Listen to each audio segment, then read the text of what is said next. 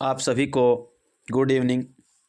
कल हमने पढ़ा था वो हिंदी साहित्य में हमने दो महत्वपूर्ण लेखकों के बारे में विस्तार पूर्वक से अध्ययन किया था। गारसा दत्तासी और शिव सेंगर के बारे में हमने जितनी भी महत्वपूर्ण बातें थी उनके बारे में वो चर्चा की थी। आज हम पढ़ने वाले हैं तीसरा कवि जिसका नाम है जॉर्ज अब्राहम गिरेसन। जॉर्ज अब्राहम गिरेसन का जन्म 7 जनवरी 1851 ईस्वी 51 में डबलिन आयरलैंड में हुआ था। मृत्यु 9 मार्च 1941 में हुई। भारत में आगमन 1884 ईस्वी यानी आईसीएस, उस वक्त आईएएस के पद को आईसीएस कहा करते थे, पद पर इनका नियुक्ति की गई। इनके ग्रंथ का नाम था the modern vernacular literature of Hindustan. भाषा अंग्रेजी में लिखा गया था और यह प्रकाशित कैसे हुआ? विशेषांक के रूप में प्रकाशन 1888 ईस्वी में किया गया था। पुस्तक के रूप में इसका 1889 में किया गया था। सीधा प्रश्न पूछा जाता है, the modern vernacular literature of Hindustan पुस्तक के लेखक का नाम अब्राहम गिरेसन था। प्रकाशक थे the Royal Asiatic Society of Bengal से इनका प्रकाशक किया गया। इनके ग्रंथ का हिंदी अनुवाद 1957 ईस्वी डॉक्टर के.एल. गुप्त यानी किशोरीलाल गुप्त के द्वारा हिंदी प्रचारक पुस्तकालय वाराणसी से हिंदी साहित्य का प्रथम इतिहास के नाम से हिंदी साहित्य में इसका हिंदी अनुवाद किया गया था। Doctor KL. गुप्त के द्वारा यानी किशोरीलाल गुप्त के द्वारा 1957 में हिंदी साहित्य का प्रथम इतिहास के नाम से किया गया था।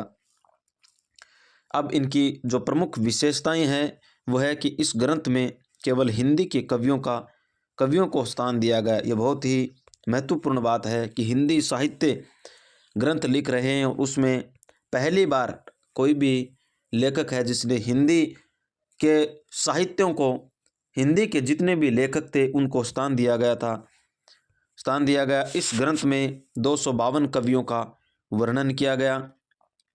इस ग्रंथ में युगीन परिस्थितियों एवं प्रवृत्तियों का वर्णन किया गया। इस ग्रंथ को निम्नलिखित 4 श्रेणियों में वर्गीकृत किया गया। पहला था चारण काल, धार्मिक काल, प्रेम काल और दरबारी काल। इनमें से पूछता है कि 4 जो श्रेणियां हैं इनमें विभाजित करने वाले लेखक का नाम क्या है? जॉर्ज अब्राहम गिरेसन वो कौन कौन से थे? पहला था चारण काल, दूसरा धार्मिक काल, तीसरा प्रेम काल और चौथा है दरबारी काल। उसके बाद प्रथम कवि जिसने काल विभाजन किया उनका नाम जॉर्ज अब्राहम गिरेसन ही था।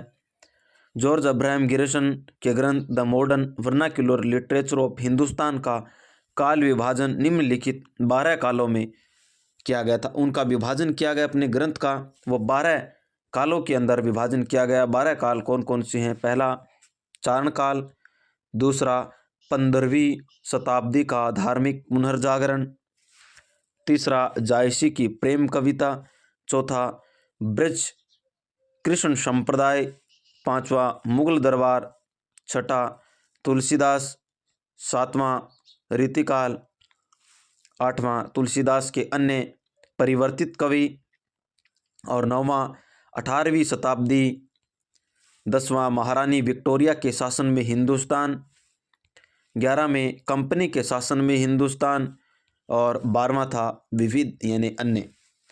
ये 12 जो ग्रंथ थे 12 काल में विभाजन किया गया था। जो ये हैं जॉर्ज अब्राहम गिरेसन से संबंधित महत्वपूर्ण तथ्य हैं वो कौन कौन से हैं? इन्होंने तुलसीदास जी के जीवन पर 12 निबंध लिखे हैं जिनका प्रकाशन हिंदी प्राच्य विशारद सभा वियना के द्वारा किया गया था। हिंदी प्राच्य विशारद सभा वियना के द्वारा किया गया। जॉर्ज गिरेसन ने तुलसीदास कृत रामचरितमानस को करोड़ों लोगों की बाइबिल कहा है। इन्होंने हिंदी को अंग्रेजों के द्वारा परिष्कृत भाषा कहा है। भक्ति काल को हिंदी साहित्य का स्वर्ण काल मानने वाले सर्वप्रथम विद्वान जॉर्ज अब्राहम गिरेसन है। प्रश्न आया था कि भक्ति काल को स्वर्ण काल मानने वाले वैज्ञानिक कौन हैं? उससे पहले यही आया था कि किस हिंदी साहित्य में किस काल को स्वर्ण काल माना जाता है, तो भक्ति काल को स्वर्ण काल माना जाता है। निष्कर्ष है कि आचार्य रामचंद्र शुक्ल ने इस ग्रंथ को बड़ा वृत्त संग्रह मात्र कह करके पुकारा है। इस प्रकार आज हमने इस क्लास में जॉर्ज अब्राहम ग्रिशम के बारे में विस्तार पूर्वक से अध्ययन किया है। इसमें से एक भी प्रश्न है वो किसी भी भर्ती प्रयोगी परीक्षाओं में बाहर नहीं जाएगा।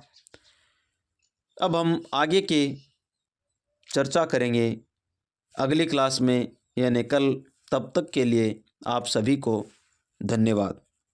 मिलते हैं अगली क्लास में।